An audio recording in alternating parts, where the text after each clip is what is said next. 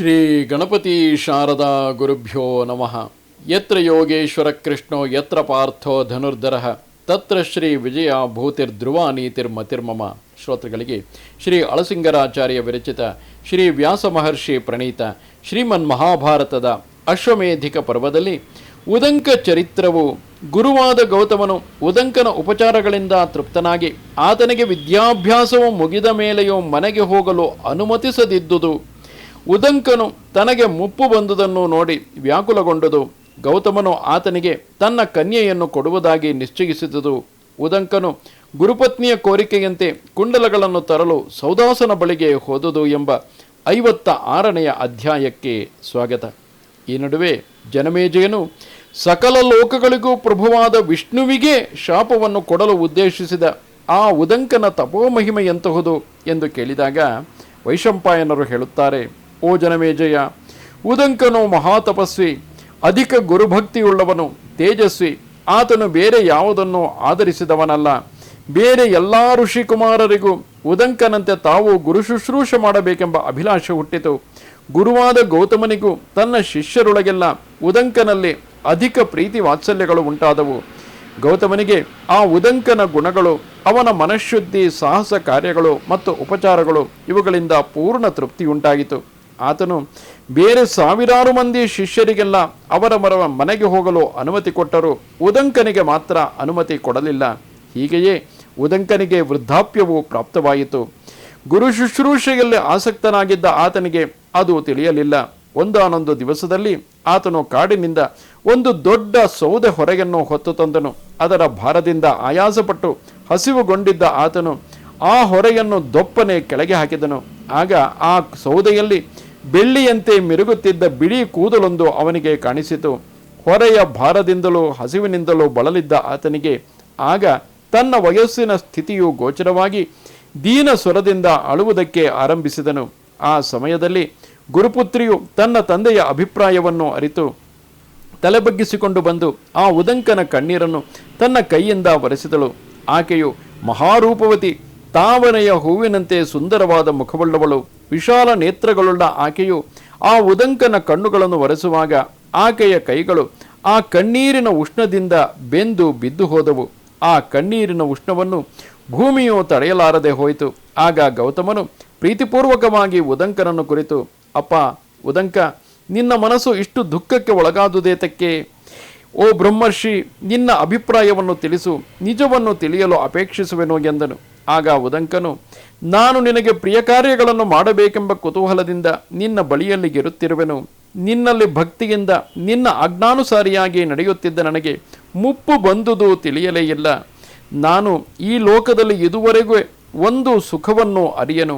100 ವರ್ಷಗಳಿಂದ ನಾನು ನಿನ್ನಲ್ಲಿ ವಾಸಿಸುತ್ತಿದ್ದರು ನೀನು ನನಗೆ ಇಲ್ಲಿಂದ ಬಿಟ್ಟು ಹೋಗಲು ಅನುಮತಿಸಲಿಲ್ಲ. ನನ್ನಿಂದ ಆಚೆಗೆ ನಿನ್ನಲ್ಲಿ ವಿದ್ಯಾಭ್ಯಾಸಕ್ಕಾಗಿ ಬಂದ 100,000 ಮಂದಿ ಶಿಷ್ಯರಿಗೆಲ್ಲ ನೀನು ಅನುಮತಿಯನ್ನು ಕೊಟ್ಟು ಕಳುಹಿಸಿದೆ, ನನ್ನನ್ನು ಮಾತ್ರ ಬಿಡದಿರುವೆ ಎಂದನು. ಆಗ ಗೌತಮನು, ಓ ಬ್ರಾಹ್ಮಣೋತ್ತಮ, ನೀನು ಮಾಡುತ್ತಿರುವ ಶುಶ್ರೂಷೆಯಿಂದ ನಿನ್ನಲ್ಲಿ ಅಧಿಕ ಪ್ರೀತನಾದ ನನಗೂ ಇಷ್ಟು ದೀರ್ಘಕಾಲವಾದುದು ತಿಳಿಯಲಿಲ್ಲ. ಈಗ ನೀನು ನಿನ್ನ ಮನೆಗೆ ಹೊರಡಲು ಅಪೇಕ್ಷಿಸುವುದಾದರೆ ಹೊರಡು, ನಿನಗೆ ಅನುಮತಿಯನ್ನು ಕೊಡುವೆನು, ಇನ್ನು ವಿಳಂಬವು ಬೇಡ ಎಂದನು. ಆಗ ಉದಂಕನು, ಓ ಬ್ರಾಹ್ಮಣೋತ್ತಮ, ನಾನು ನಿನಗೆ ಯಾವ ಗುರುದಕ್ಷಿಣೆಯನ್ನು ಕೊಡಲಿ ತಿಳಿಸು, ಅದನ್ನು ನಿನಗೆ ಸಲ್ಲಿಸಿ ನಿನ್ನ ಅನುಮತಿಯನ್ನು ಪಡೆದು ಹೊರಡುವೆನು ಎಂದನು. ಅದಕ್ಕೆ ಗೌತಮನು, ಗುರುಗಳನ್ನು ಯಾವ ವಿಧದಿಂದಲಾದರೂ ತೃಪ್ತಿಗೊಳಿಸುವುದೇ ದೊಡ್ಡ ದಕ್ಷಿಣೆ ಎಂದು ಧರ್ಮಜ್ಞರು ಹೇಳುವರು. ಧರ್ಮಾನುಸಾರಿಯಾದ ನಿನ್ನಲ್ಲಿ ನಾನು ಪ್ರೀತನಾದೆನು. ನೀನು ಈಗಲೂ 16 ವರ್ಷದ ತರುಣನಾದರೆ ಕನ್ಯೆಯಾದ ನನ್ನ ಮಗಳನ್ನು ನಿನಗೆ ವಿವಾಹ ಮಾಡಿಕೊಡುವೆನು. ಇವಳು ಹೊರತು ಬೇರೆ ಯಾರು ನಿನ್ನ ತೇಜಸ್ಸನ್ನು ತಡೆಯಲಾರರು ಎಂದನು.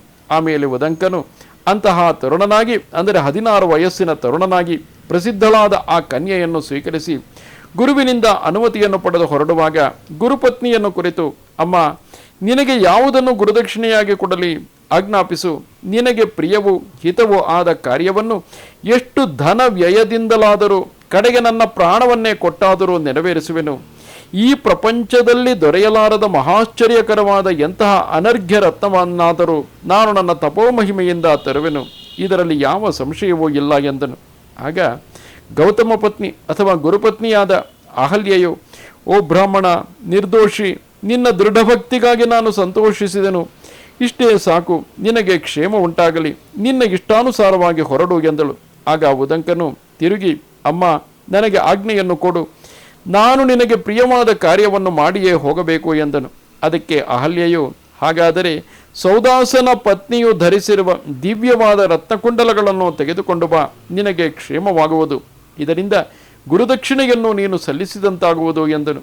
ಆಗ ಉದಂಕನು ಹಾಗೆಯೇ ಆಗಲಿ ಎಂದು ಒಪ್ಪಿಕೊಂಡು ಗುರುಪತ್ನಿಗೆ ಪ್ರಿಯವನ್ನು ಉಂಟು ಮಾಡುವುದಕ್ಕಾಗಿ ಆ ಕುಂಡಲಗಳನ್ನು ತರಲು ಹೊರಟನು. ಆತನು ಆ ಕುಂಡಲಗಳನ್ನು ಯಾಚಿಸಲು ನರಭಕ್ಷಕನಾದ ಸೌದಾಸನ ಬಳಿಗೆ ವೇಗದಿಂದ ಹೋದನು. ಆಮೇಲೆ ಇತ್ತಲಾಗಿ ಗೌತಮನ ತನ್ನ ಪತ್ನಿಯನ್ನು ಕುರಿತು, ಉದಂಕನಲ್ಲಿ ಆತನು ಇಲ್ಲಿ ಕಾಣಿಸಲಿಲ್ಲವಲ್ಲ ಎಂದು ಕೇಳಿದಾಗ ಅಹಲ್ಯೆಯು, ಉದಂಕನು ಕುಂಡಲಗಳಿಗಾಗಿ ಹೋಗಿರುವನು ಎಂದನು. ಆಗ ಗೌತಮನು, ನೀನು ಮಾಡಿದುದು ಉಚಿತ ಕಾರ್ಯವಲ್ಲ, ಶಾಪಗ್ರಸ್ತನಾದ ಸೌದಾಸನು ಆ ಬ್ರಾಹ್ಮಣನನ್ನು ತಪ್ಪದೆ ಕೊಂದು ತಿಂದು ಬಿಡುವನು ಎಂದನು. ಅಹಲ್ಯೆಯು, ನಾನು ತಿಳಿಯದೆ ಆ ಬ್ರಾಹ್ಮಣನನ್ನು ಕಳುಹಿಸಿಬಿಟ್ಟೆನು, ಆದರೂ ನಿನ್ನ ಅನುಗ್ರಹದಿಂದ ಆ ಬ್ರಾಹ್ಮಣನಿಗೆ ಏನು ಭಯವಿಲ್ಲದಂತಾಗಲಿ ಎಂದಳು. ಆಗ ಗೌತಮನು ತನ್ನ ಪತ್ನಿಯೊಡನೆ, ಸರಿ, ಹಾಗೆಯೇ ಆಗಲಿ ಎಂದನು. ಇತ್ತಲಾಗಿ ಉದಂಕನು ನಿರ್ಜನ ಪ್ರದೇಶವಾದೊಂದು ಅರಣ್ಯದಲ್ಲಿ ಆ ರಾಜನನ್ನು, ಆ ಸೌದಾಸ ರಾಜನನ್ನು, ರಾಕ್ಷಸನಾಗಿದ್ದ ರಾಜನನ್ನು ಕಂಡನು. ಇದು ಶ್ರೀಮನ್ ಮಹಾಭಾರತದ ಅಶ್ವಮೇಧಿಕ ಪರ್ವದಲ್ಲಿ 56ನೆಯ ಅಧ್ಯಾಯವು. ನಮಸ್ತೆ ಶಾರದೆ ದೇವಿ ಕಾಶ್ಮೀರ ಪುರವಾಸಿನಿ ತ್ವಾಮಹಂ ಪ್ರಾರ್ಥಯೇ ನಿತ್ಯಂ ವಿದ್ಯಾದಾನಂಚ ದೇಹಿಮೆ. ನಮಸ್ಕಾರ.